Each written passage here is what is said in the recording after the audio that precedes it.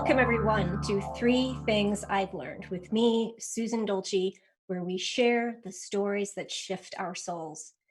My intention for this show is to share true breakthrough stories from some really inspiring people. And hopefully you gain a new perspective from their personal experiences. More importantly, I want you to know that you're not alone. And so many of us experience the same heartbreaks and the same setbacks.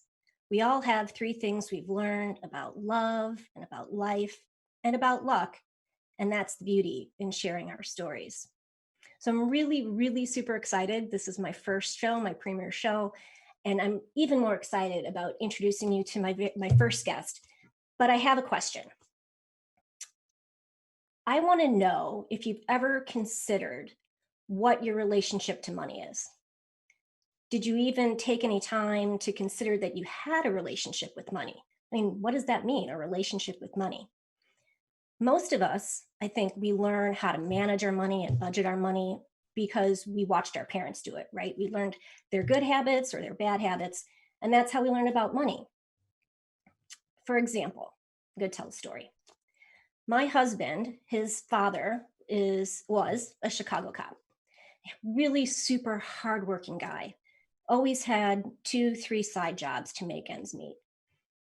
And every 2 weeks or so, he would go to the bank, he'd cash his check, he'd give the money to my mother-in-law, and she would take it and she would divide it into a series of envelopes.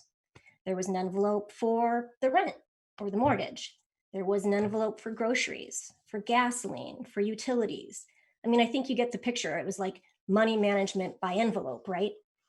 Some of you may have watched your parents put cash or change in a mason jar or a cigar box. I mean, this was before credit was a thing. And our parents found all sorts of clever ways to save and manage money.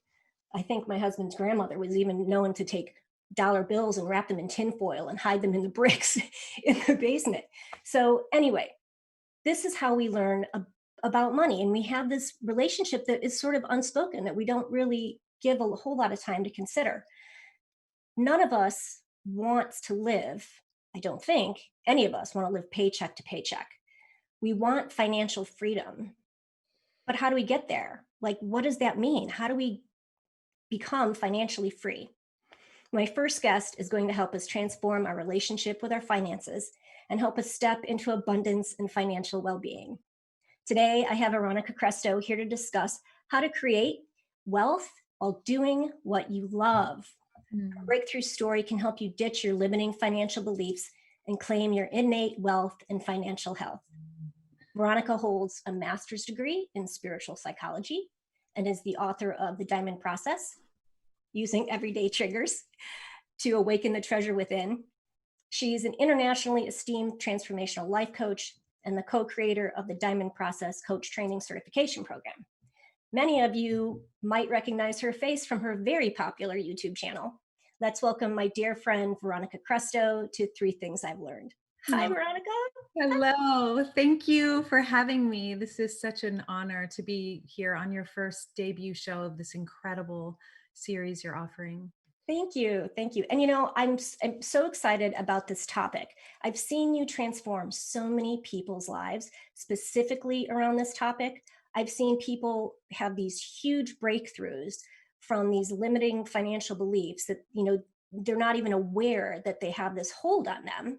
Yeah. And once they're aware of it, you give them all these tools and tricks to get to the other side and actually have financial freedom. Mm-hmm. So I was wondering if we could start with you telling us about your breakthrough moment when it came to managing money.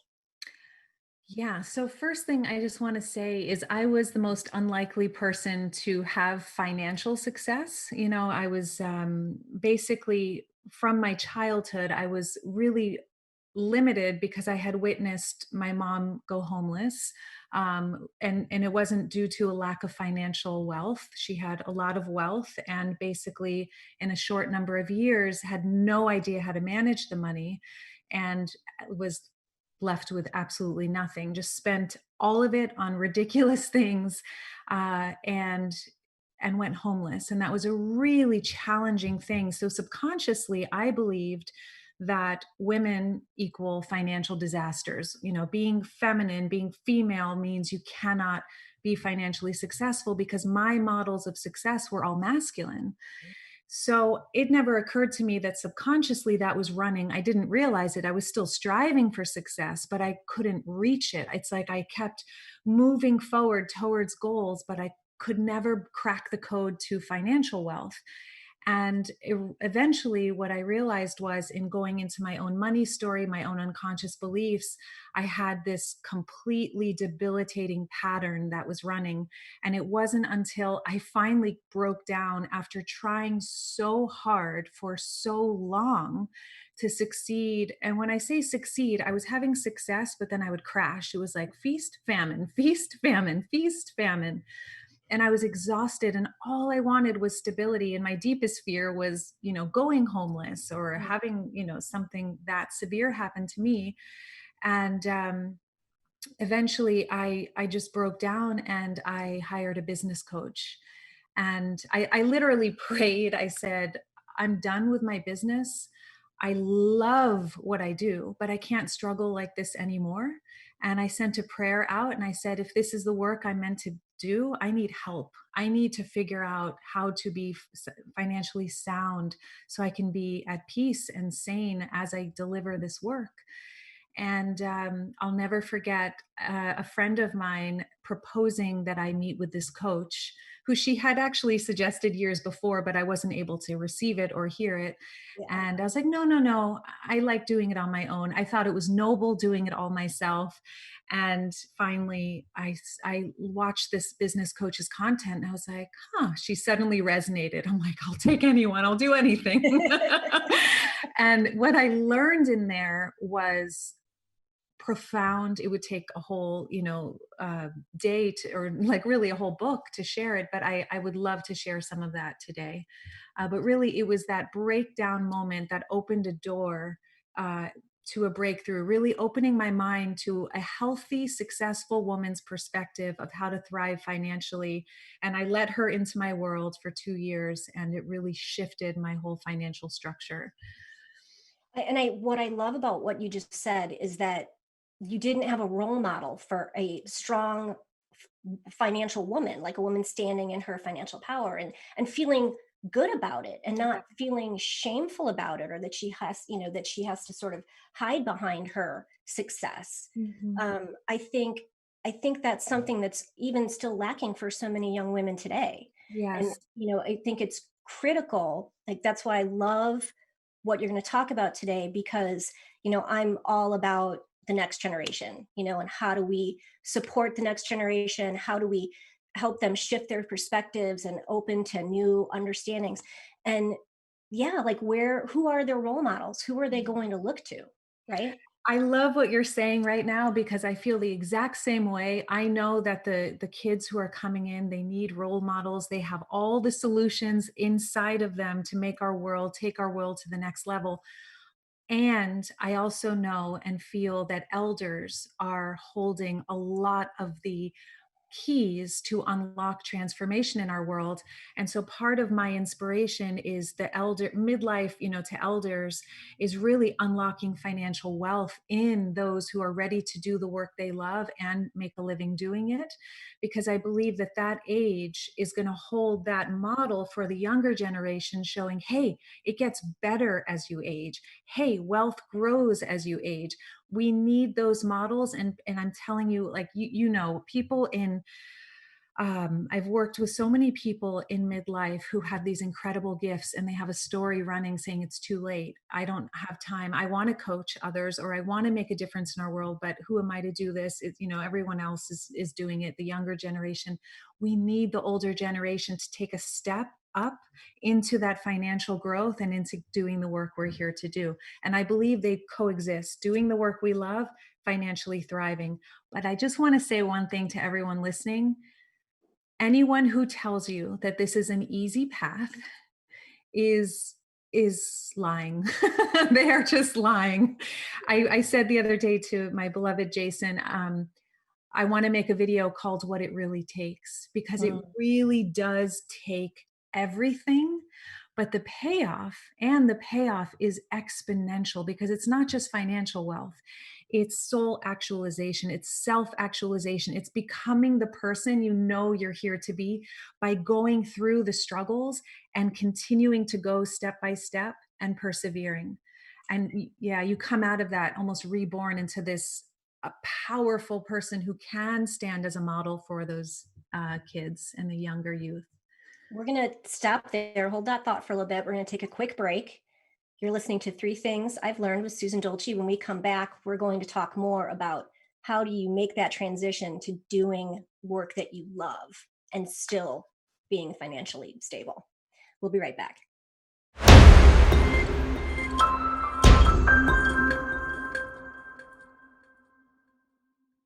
We're back on. This is Three Things I've Learned with me, Susan Dolci, and my guest today is Veronica Krestow, and she is talking with us about how to gain financial freedom, but more importantly, how to gain financial freedom while still doing a job that you love.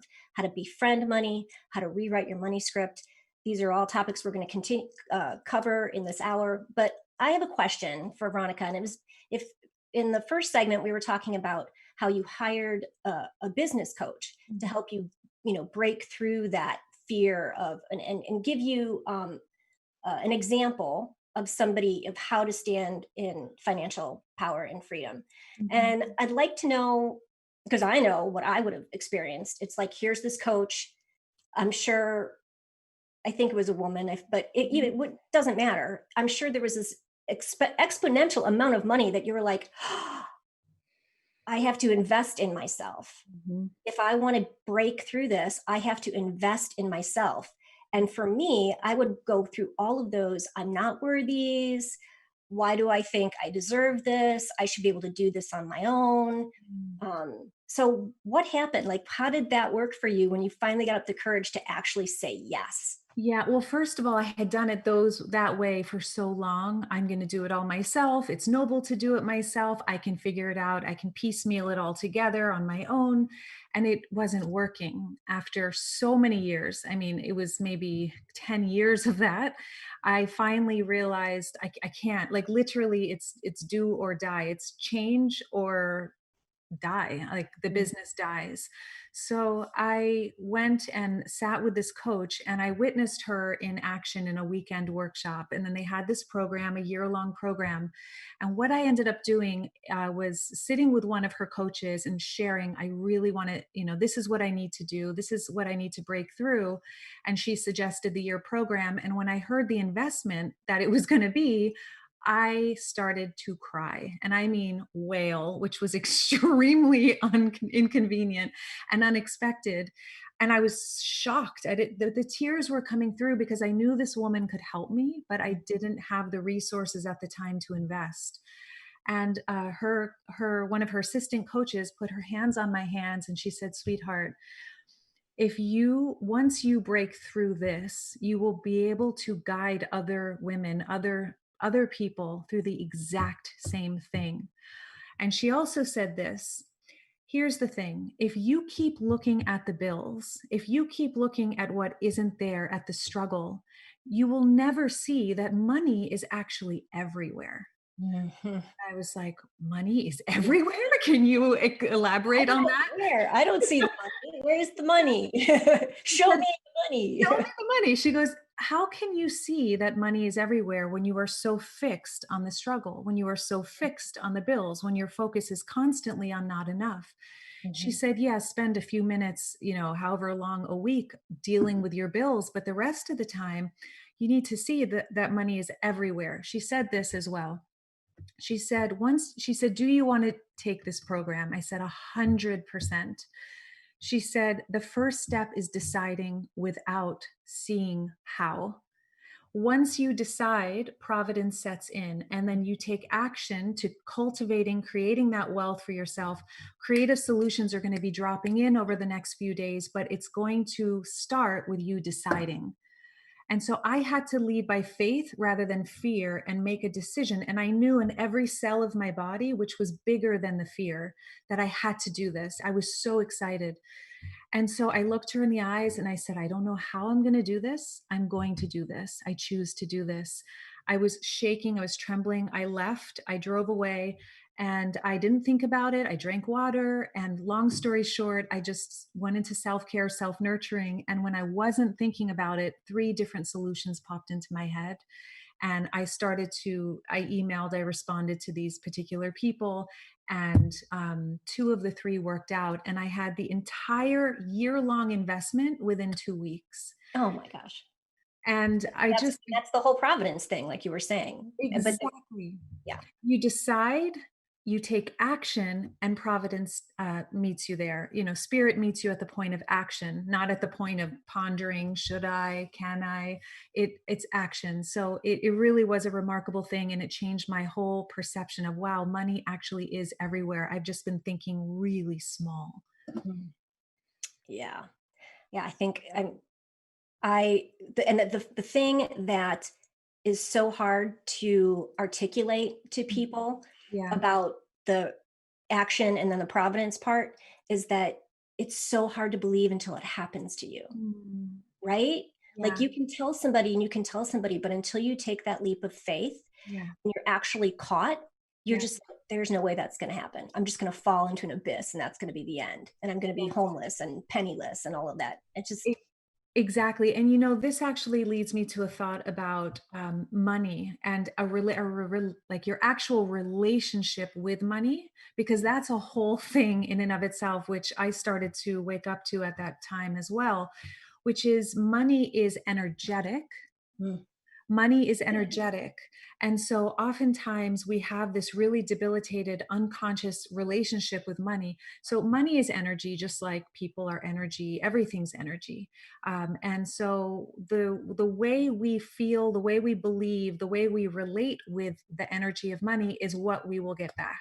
mhm, So in that moment, when I opened up to, oh my God, money is everywhere, I suddenly had a new seed planted in my brain of money is everywhere. Now I'm open and receptive to it. And then I started to dig a little deeper and I realized and I would love everyone who's listening to really think about this, your relationship with money. If money were a person, if money were a romantic partner, would money want to stick around? whew. So this, I would write the question down because for me, I sat with that question and I was like, okay, if money were a romantic partner, let me personify money. Just imagine money walking in the door with flowers. Hi, honey. And I'm like, oh, hi. I received the flowers. It's so good to see you. And then the next thing I say is, please don't run out. I hope that there's enough of you. Please. And I start clinging. Oh my God, but I know that you're here now, but you're going to leave. Just money comes, money goes. If you were in a relationship with someone like that, would you want to stay or would you want to run as fast as you can out the door? Like, this person is freaking me out. Like, can we just be present with each other right now? And so it's really looking at the dynamics, the belief structures that are either repelling or magnetizing wealth to us. And one little tip I have, whenever I see money now, it doesn't matter if it's a penny, a dirty penny, or $100 bill on the floor, whatever it is, I pick it up and I say, I love you, money. Thank you so much. It's the energy of money. It's my relationship with money. I show up always with gratitude. When I pay my bills, I got a huge parking ticket last year, not parking ticket, speeding ticket last year, not speeding, running a light ticket last year. It was really, really bad. Veronica ran a light, got a I ticket. know. And I literally, this is how my mind has changed. When I wrote the check, I said, I'm so grateful that this is nothing to me, like that I can pay this now. I'm Mm, so grateful I can pay this. In the past, I would have gone, oh my God, I can't believe this. I don't have anything. How now they're taking my last few $100. Like, I would have freaked out. Now it's like, oh, I'm so grateful that money is everywhere and that it's coming in so many different ways if I just open up to it, if mm. I relax a bit and trust it and build a new relationship with money. Well, and sort of unlike what you were saying, I think so many people Yeah. aren't aware of their lack mentality. Mm, Like they exactly. just, I mean, because there is so much fear, They don't Yes. realize that they're bringing this lack energy and the scarcity, and there's not enough. And if I don't get my piece of the pie is going to be gone. And that energy, like you said, is exactly what's repelling Yep. the abundance from coming into their life, Yes. right? And it's a societal, it's what I call the trance of negativity. It is embedded in our culture. It is literally in all of society, in all of the mental programming, in all of the media, in all of the movies, and everything we read is basically saying, you're not enough. Mhm. There isn't enough. It's going to run out. You need to buy this for your safety so that you are enough. Subconsciously, it completely breaks our connection to what we know to be true, which I was born infinite, more than enough, having everything I need. My body is trillions of cells are constantly in every second working in my favor to promote health, to make sure I'm functioning and thriving. There's so much working for us all the time. If you look at nature, it's infinite. So it's really the way that we shift out of the trance of negativity into the abundance, our innate abundance, is to move into this place of well, I'll give you one solid tool. Have a money date. Every single Monday, I have a money date. And I sit with my money, I look at it, and I, do whatever I need to do, pay bills, look at what's there, look at if there's any gap that needs to be filled, get creative with how to fill that. And I come to that with a candle, with music, with gratitude, with trust, and with this mantra of money is everywhere, I am more than enough. And that shift starts to create a connection that instigates abundance. Mm. We're going to take another quick break. Before we go, I'd like to have you tell everybody where they can connect with you, where they can find you. TheDiamondProcess.com is a great place. And there are also some gifts on the website there, especially for those of you who want to become a life coach. Yeah. And so when we come back, we're going to talk more about befriending money. You're Mm. listening to Three Things I've Learned. We'll be right back.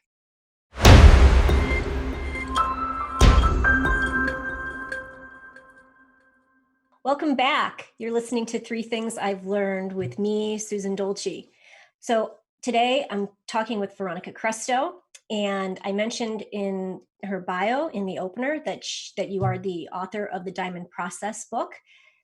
Hello, if you can view it, it's right here if you're watching on live, if you're watching on Zoom. But can you tell us where we can find your book? What's the best way to get that? Yeah, absolutely. TheDiamondProcess.com, or you can find it on Amazon. Wonderful. Thank you. It's a great book, guys. I highly recommend it. It's like full of so many juicy nuggets. It's an amazing book. Anyway, so before the break, we were talking about money dates. I love that, money dates and befriending money and Yeah. your relationship with money. So Yes. can you share some more ideas how we can learn to attract money, how we can want to hang around with us and be our friend? Yeah. So, one great way is to get out a sheet of paper, a pen, and write a letter to money as if you were writing a letter to a friend, and just write, "Dear money." Um, when I was growing up, I learned X, Y, and Z about money. Watching my parents. So, great question to ask yourself is, what did you learn? Because when we come into this world, we're pure, perfect beings. We are born into a financial, it's like we inherit our financial beliefs Mhm. from our upbringing. But the good thing about that is whatever we learn was basically handed to us, so we can also give it back. So, the first step before writing the money letter is actually to ask yourself, what did I learn from watching my parents around money? Or another way of asking it is what do my parents believe about money? Mhm. What do my parents believe about money? So, an example, I witnessed my mom and my dad when there was money being discussed, there was a battle, there was war. So, to me, money equals war. And as a Mhm. little kid, we don't have the rational mind yet. We're just emotional creatures. We don't have that development mentally yet. So, we make these conclusions that are innocent, but they're false often. That's So, that's like my husband's like the envelope story. exactly. That the like he was bound and determined he would watch them do that, and he said, "I am never ever going to worry about an empty envelope." And that's what drives our investing, what we invest in, where we spend our money, that that never wanting an empty envelope Mm, has like permeated mm. how we take care of our finances. So powerful. And that, I mean, think about how long. So oftentimes we have these debilitating versions of that. And so it's like, what did my parents believe about money? So, whatever that is, money for me, it was money equals war, or women are financial disasters, or, whatever they are. So then I had to go and clean that up. It's like, oh, I learned that. That's not actually true. So now I can give it back, I can release it. So then the next step, once you clarify, what are my beliefs about money? What did my parents or my caretakers teach me about money? Write all that down. And then light a candle again, take out a pen and paper and write a letter to money. Dear money, as if it's a person. I am so Mhm. sorry. You are completely neutral and I threw all of these ideas onto you. I have been pushing you away with these concepts of you're bad, you're wrong, you're not spiritual, you create war, I can't have anything to do with you because I'm a woman, whatever those beliefs are. And please forgive me for all of these ideas in my head. The truth is, I would love to have a healthy relationship with you. That's what I'm choosing now. And I want to thank you so much for all the ways and all the times you are showing up in my life again and again and again, even when I push you away unconsciously. So, and then it's writing a letter back. Maybe money writes a letter back, dear Veronica, thank you so much for finally opening this line of communication. This might seem crazy to some people, like I'm going to write letters back and forth with some money person.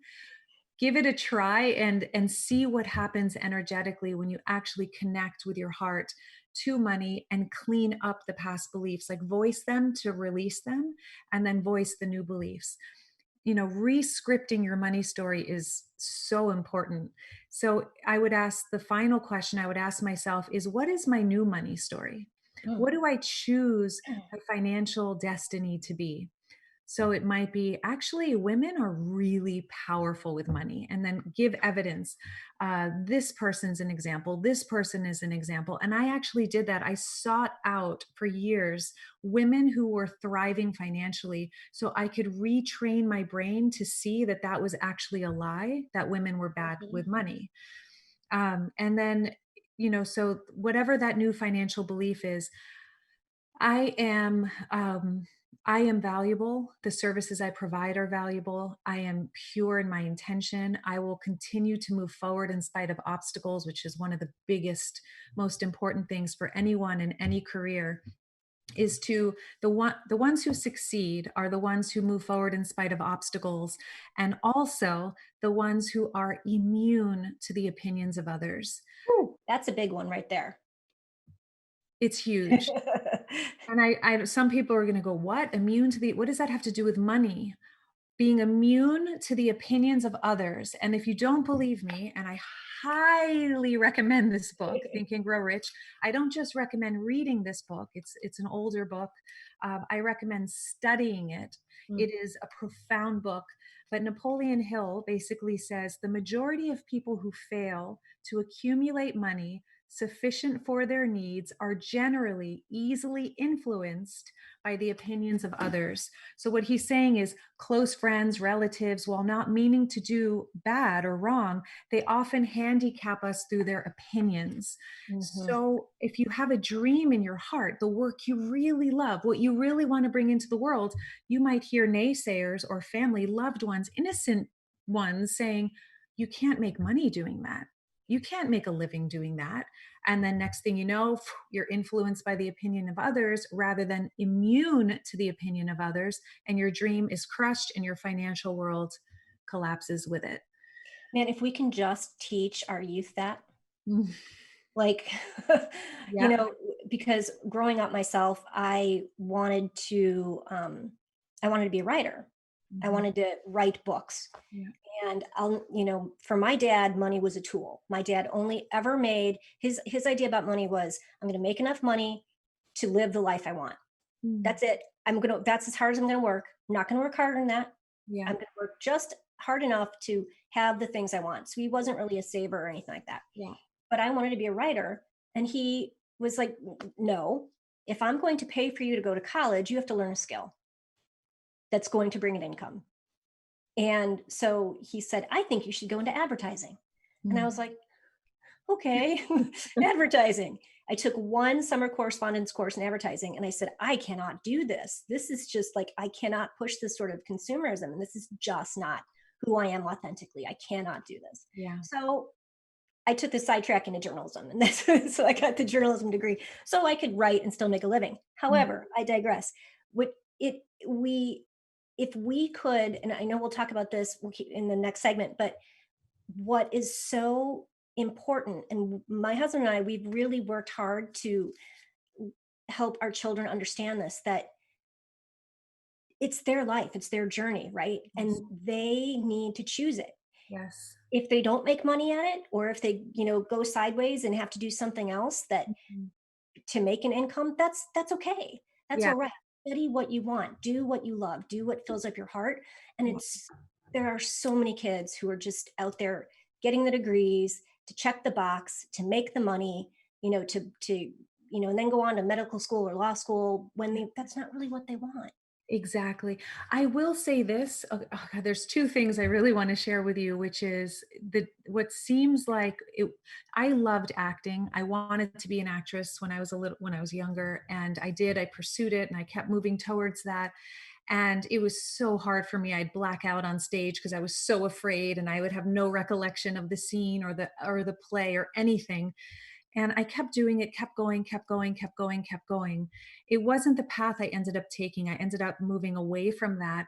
But it was what I loved. And everyone said, You're never going to make a living doing this. You can't do this. But I kept going with it. And had I not followed that light, that spark in my heart, I never would have been able to do the work I do today. So sometimes the thing that isn't going to make us money, but we have this, or people are telling us it's not going to make us money. Maybe it won't make us money right then and there, but it's actually giving us something even more valuable, which is a skill that is going to lead us to the next step that will give us this abundance of wealth. I could never do interviews like this had I not had that training in the past. So it's trusting that light each step of the way. Yeah, sometimes that zig makes for a beautiful zag, right? Like, it's not the road we intended to take, but it's because there was something more spectacular on the other side, right? Exactly. Yeah. Which is exactly what happened. Yeah. So we're coming up on another break. When we come back, I want to talk about there. You did say something. We definitely have to talk about how do you actually do the job that you love, which Mm, talking about, and right. encouraging people to do that. But there's one more thing about money that I want to talk about, and you mentioned it briefly, and that's intention. Mm, I think that's huge. I think that's very big. I think that whenever we talk about our investments, I yeah, always go, what's our intention? Where is it coming from? Is it so anyway, to me, that's a really big piece of the pie. So absolutely. when we come back, we'll talk about that. You're listening to Three Things I've Learned with Susan Dolci. We'll be right back.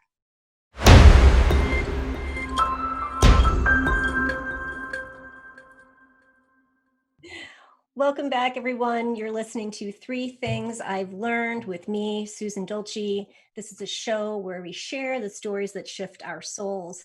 And today I'm talking with Veronica Krestow about how to create wealth and financial freedom while doing a job that you love. And that's the key part we're going to talk about right now. How can we do this?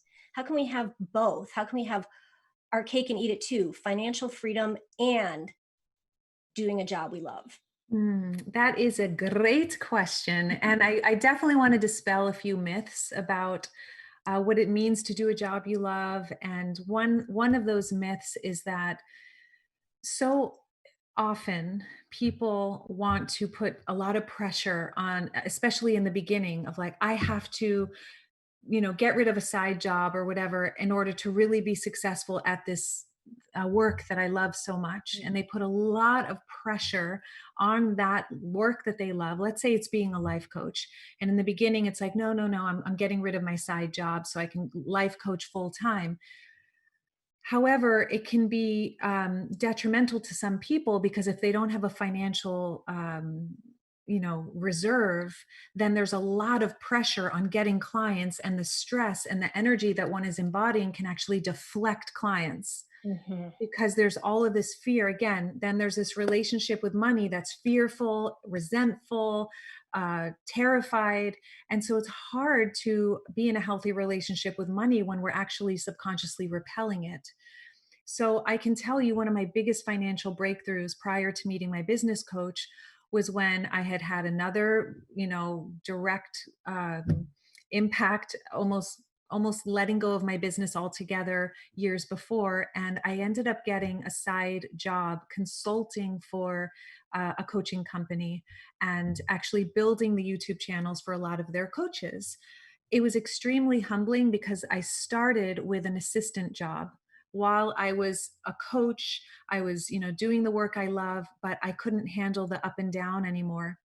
And when I got this side job, it completely relaxed my nervous system, first of all. And speaking of intention, like you said, I set a really clear intention that I was going to find a part time job since I didn't have the financial cushion and I didn't want to feel crazy pants in the work I love, because then it turns work you love into work you hate when you Mhm. can't actually rest and relax your nervous system out of financial distress. So I set an intention. I choose to create or attract a part time position that is going to be like an investor in my business. So it's going to be symbiotic, mutually beneficial. It's going to help me flourish in my coaching business.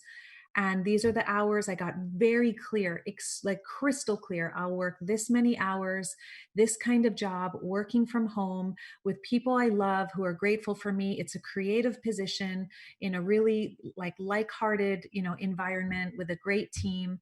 And so I set it all onto the page, and then I emailed three of my trusted friends who are deep, connected to a bigger community. And I said, look, I'm looking for a part-time job. This is what my skills are. And long story short, that may feel like a failure to some people. That was one of my moments of great success, because that humble moment of going, I can't, that actually opened a door to started as an assistant. They realized I was terrible at being an assistant. And the owner of the company was like, you know what? I know you have skills. I know you have a YouTube channel. Can you do that for us? Can you make a YouTube channel for our coaches? And then that opened up a whole doorway. Then my husband and I did a whole mindfulness program for them, which was, they paid us generously for. And I started having this breakthrough in a part-time job, which then catapulted me into greater wealth and enjoying my coaching business even more. I share that because the myth I want to dispel for people is that getting a part-time job can be one of the most intelligent investments in your business. It's not quitting your business. It can be a way of replenishing the funds and the reserves so that your business can flourish. So that's a really important one. And then Baby for steps. some, yeah, Baby steps. baby steps. And I love that you're saying baby steps, because that's a second myth. The myth is that when you start, like, basically don't compare your beginning of your business to somebody else's final chapter or middle of their story. It's like, when the myth is that I should be thriving financially right when I start my business. It typically takes 3 to 5 years for a business to create a profit. So and that's with moving forward unshakably, like really doing the work and moving forward with perseverance, and it takes a lot of work. So the intention that you're speaking of, it's like staying in the step that you're in is so important. Instead of seeing the whole staircase and I should be at the top now, it's no, what is that next step that Mhm. is the best step for you to take right now? Maybe it's enrolling clients, maybe it's promoting your services, maybe it's, building your confidence on video, or whatever it is. And give your heart and soul to that step instead of scattering yourself with 50 steps. Or it might be getting certified as a coach. Just focus on that rather than 50,000 things. And you'll notice you actually enjoy the process rather than getting lost and overwhelmed, which can derail a business fast. Mm. And I also think when you say that, I think of so many people that I admire who have these amazing businesses like Danielle Laporte, Mm. who lost everything, I think twice even. Yeah. Like her business just blew up twice. Yeah. So you're right. Like because I think we just have these, uh, we either are not we in our minds, we're either not qualified to do it, or we Mm. think we're going to come out of the, the gate like gangbusters and everybody's going to be knocking on our door. And Yeah. that really isn't the reality. And it's so, I think, comforting is the word that comes to me when you say, it's okay to have the side gig. Like that's Yes. not a defeat. You know, Absolutely. It's intelligent a lot of the time. yeah. And I want to dispel one more myth. Are you ready? Okay. Yes. Okay. So, for those of you who have doubt or fear about the thing in your heart that you're like, God, I would love to create a business. Like, I have this product I want to make, or I'm an artist, or I'm this, or I want to be a coach. But doubt and fear kicks in. Who am I to do this? Everyone else is doing it. I don't have anything special, or I'm afraid to do it. I don't want to be visible. I'm terrified. That is not, doubt and fear are not a red light to stop. Mm. If you take nothing else from this chat, please take this in.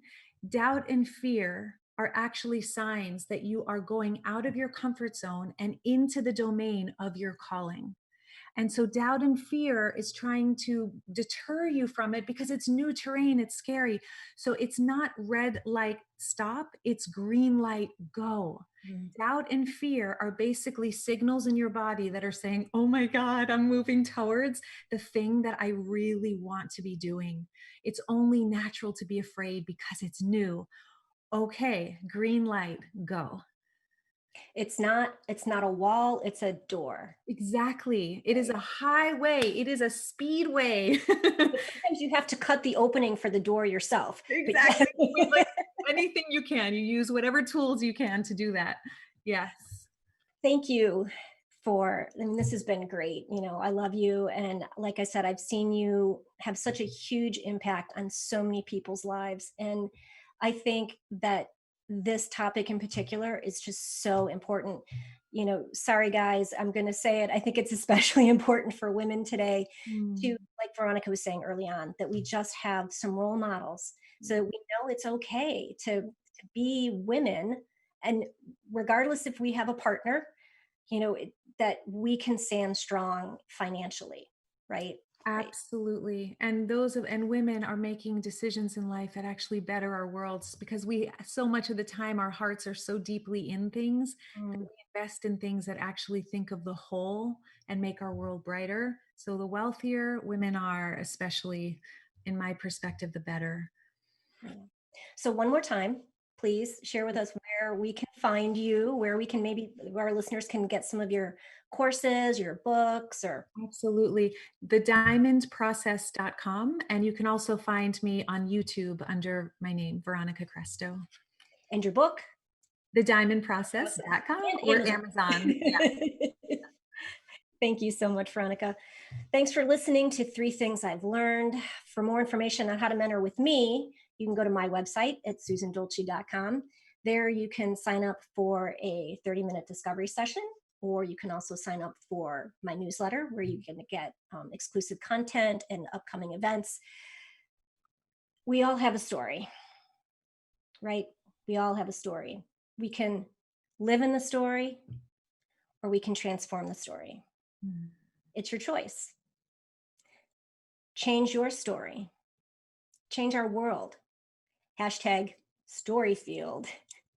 Thanks for listening, everybody. Have a great day.